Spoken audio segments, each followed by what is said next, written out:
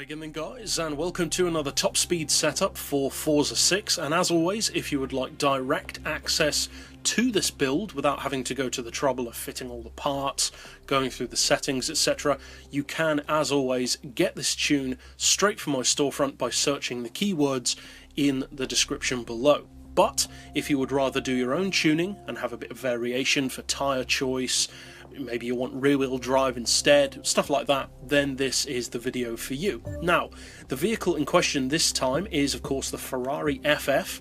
It's my dream car. As far as I'm concerned, it's a perfect vehicle. I believe it really is perfect in every way. And so, for the build on this particular vehicle, I would recommend a final drive of 3.9, then individual gears of 3.3, 2.2, 1.65, 1.3, 1.05, 0.85 and 0.7. Then, as far as the rest of the settings, basically, I've done what we usually do, rounded it off, but feel free to change any of these because they don't affect your speed too much, so you can go more for personal preference as far as handling. Now, I've gone for neutral camber, neutral toe. I personally, as always, like quite a high caster angle. As far as the anti-roll, I've rounded those off to 30 and 25. For the springs, I've rounded them off to 785 and 805. Then for the ride height, I've increased the front to 5.2, then reduced the rear to 5.3. As far as the dampers, we've rounded them off to 8 and 6 respectively. And finally, for the diff, which of course mainly applies if you leave it as an all-wheel drive car, I would recommend leaving it actually on 81% because it's actually the perfect split for this particular vehicle. But that's overall for the build. Now let's of course take it out to the track to see what it can do.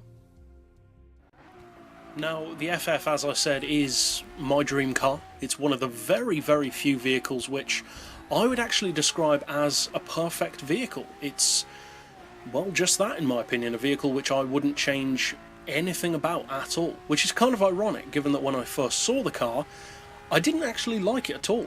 I thought it was a weird looking machine, and even to this day, even though I've come full circle on it and absolutely love it now, it still surprises me in the best way that Ferrari actually made this car as a production vehicle, because it's not really like any other Ferrari. It's more like the kind of machine that would be made as a one-off, like the Sultan of Brunei or something, but as a production car, it really is a remarkable vehicle. Now, as you can see, the top end struggles a little bit more than some to actually flat out go 255, which is the quoted speed, but overall, it's extremely quick either way. So if you do decide to use this build, obviously I hope you find it fun, and it's pretty quick to say the least. And if you'd like to keep up with other builds like this, you can check out the playlist at the end of this video. But for now, as always, thanks for watching.